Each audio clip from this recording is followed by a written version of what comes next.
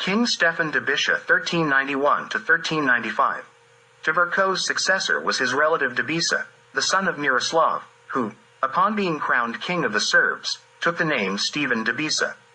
Kings of that era rarely used both their name and surname in official documents, but King Stephen Dobisa consistently added his surname, Jablanović. Dobisa was an elderly man of fragile health, and he devoted all his attention to defending the kingdom from the Turks. He believed he couldn't simultaneously fight against the Turks successfully and defend Dalmatia from the Hungarians and Venetians. To strengthen the ties of the coastal cities with Serbia, he granted them significant privileges, and as a result, the city of Zadar became part of Serbia. Then, Dobisa appointed Hrvoje Vachik as the Ban of Dalmatia, in place of his brother Vuk. Hrvoje was one of the finest Serbian military leaders and was deeply loyal to the Jablanović dynasty. Like many other illustrious Serbs from Bosnia, Hrvoje was a member of the Bosnian Church, Bogomils.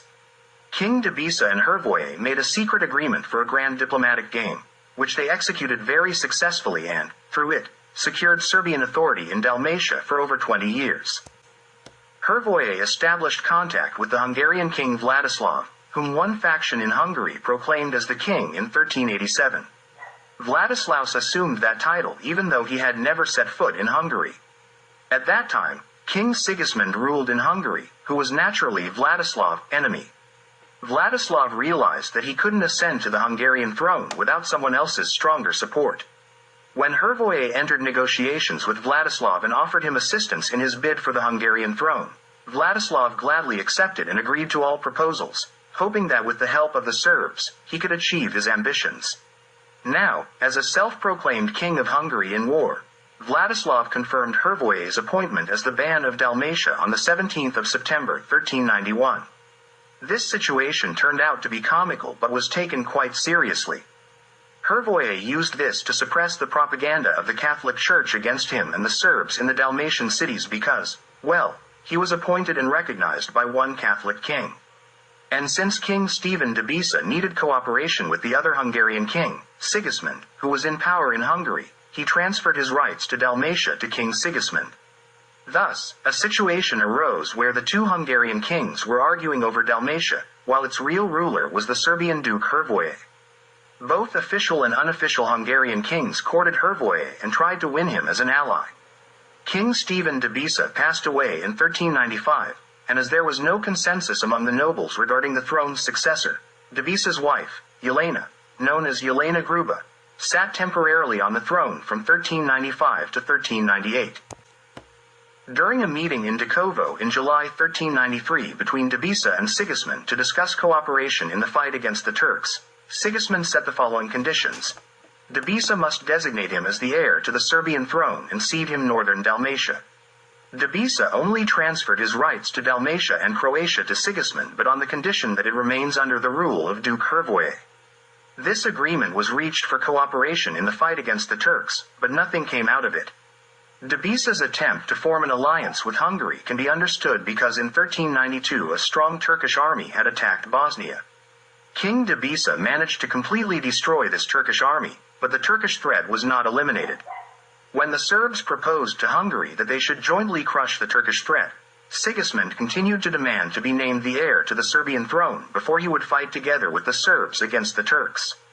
When King Stephen Dobisa passed away on the 7th of September 1395, negotiations between the Serbs and the Hungarians regarding the alliance against the Turks were still ongoing. Some Serbian nobles suggested accepting Sigismund's condition to name him the heir to the Serbian throne, then jointly defeat the Turks, and afterwards, revoke the promise and offer him some compensation. One of the main reasons Queen Jelena temporarily sat on the throne was the absence of a clear successor. The advisors appointed to Queen Jelena were Duke Hrvoje Vachik, Prince Pavlo Radanović, and Duke Sandal Hranic, the son of Duke Vlatko. The negotiations for an alliance with Hungary completely failed, and Sigismund sought and received help from Germans, English, French, and Poles, marching with an army of 40,000 men against Sultan Bayezid. The exclusion of the Serbs from this alliance would prove fatal for King Sigismund. Sultan Bayezid was married to Olivera, the daughter of Prince Lazar, and her brother, Stefan Lazar, was his vassal. The relationship between Bayezid and Stefan was very good. The omission of the Serbs from this alliance and the ultimatums from King Sigismund eventually led Stefan to side with Bayezid. Stefan maintained close ties with the Serbian court during the reigns of Tvrtko and Debisa. The battle between Sigismund and Bayezid took place in the Danube region near Nicopolis on the 25th of September, 1396. Prince Stefan, as Bayezid's ally, led a strong Serbian army into battle, and his forces played a crucial role in the battle. Sigismund suffered a crushing defeat and escaped by floating down the Danube to the Black Sea. He returned to Hungary the following year as a fugitive, passing through Constantinople and Dubrovnik. For their victory at Nicopolis, the Turks owed thanks to the Serbs. However, they expressed their gratitude by launching an attack on Bosnia in January 1398. The Serbs inflicted a heavy defeat on this Turkish army and used the attack as a pretext to dethrone Queen Jelena and select a new king. King Stefan Ostoja, 1398–1404 and 1408–1418. Ostoja was the illegitimate son of King Tvrtko. He ruled on the Serbian throne twice, first from 1398 to 1404 and secondly from 1404 to 1418.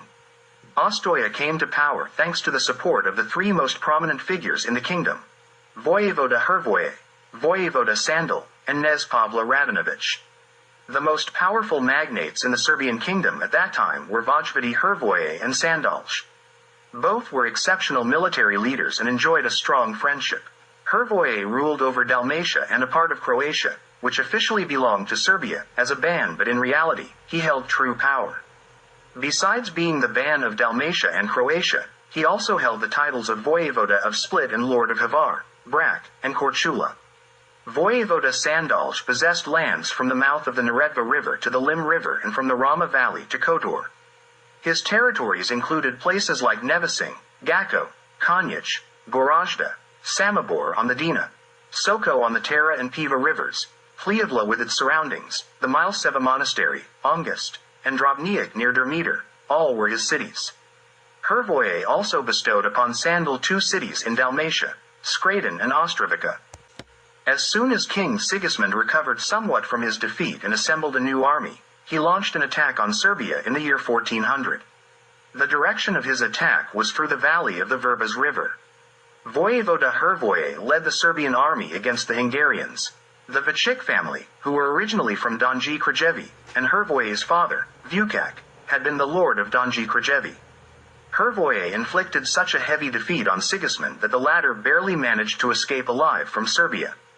During the pursuit of the Hungarians, Hrvoje occupied the Dubica Zupa at the confluence of the Una and Sava rivers and annexed it to the Serbian kingdom.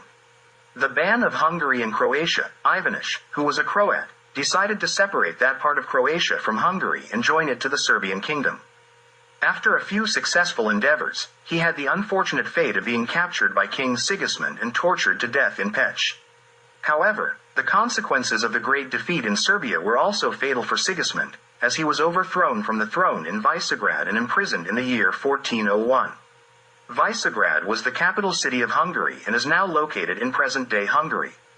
This encouraged King Vladislav of Naples to come to Dalmatia and be crowned as the King of Hungary and Dalmatia in Zadar on August 5, 1403.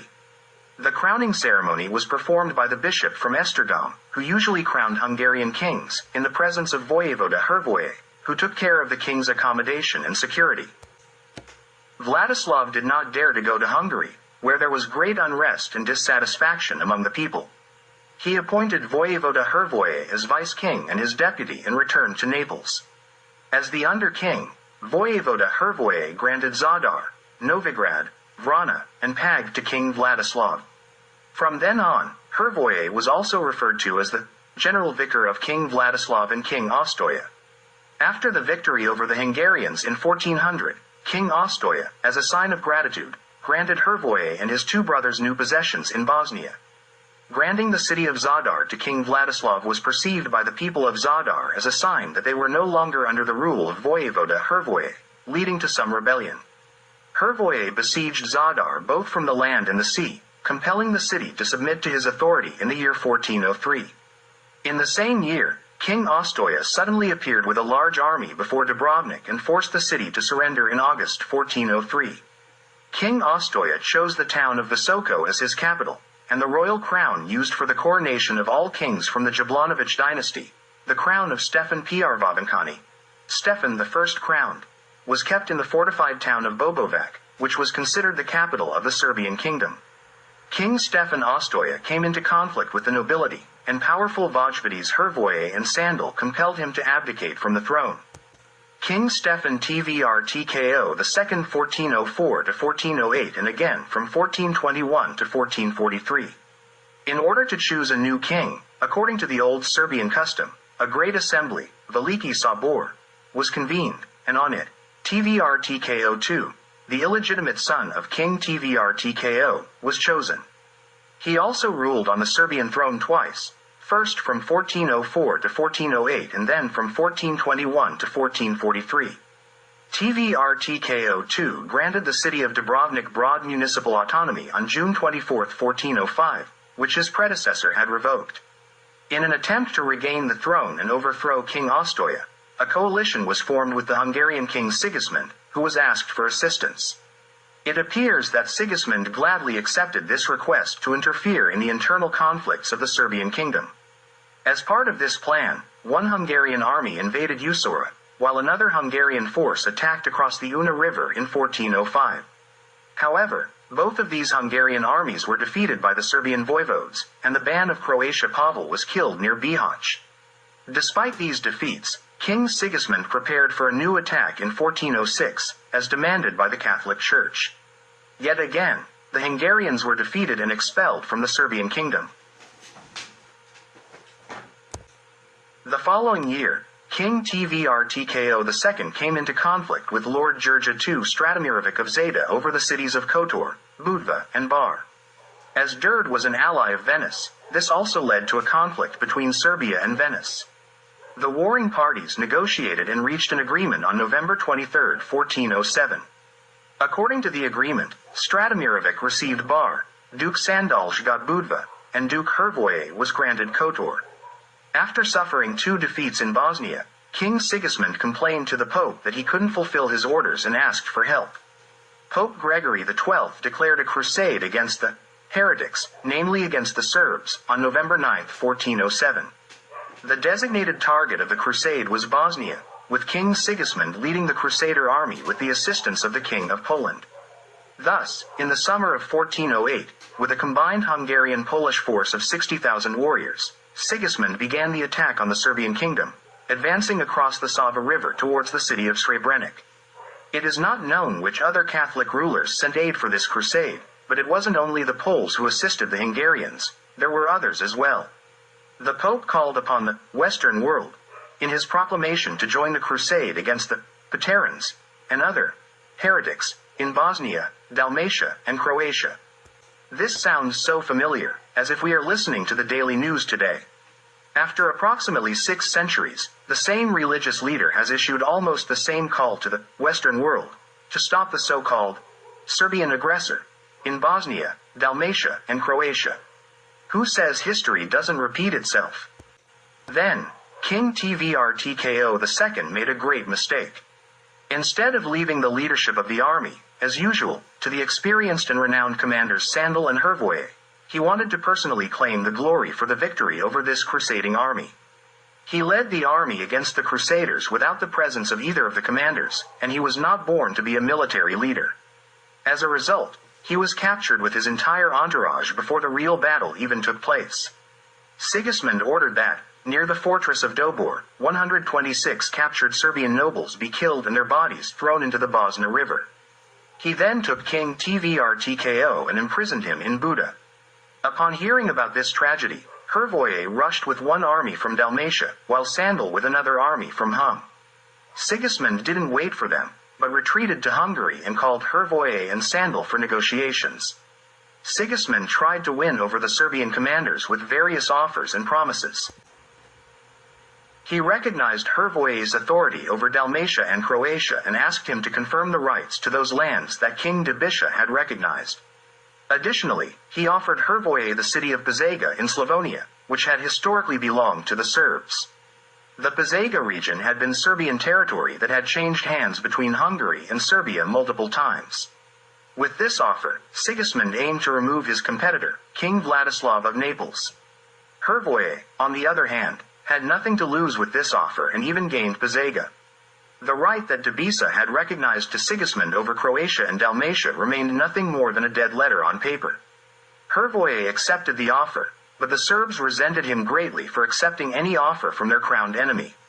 Sigismund continued to ask for more and offered more, but nothing was accepted.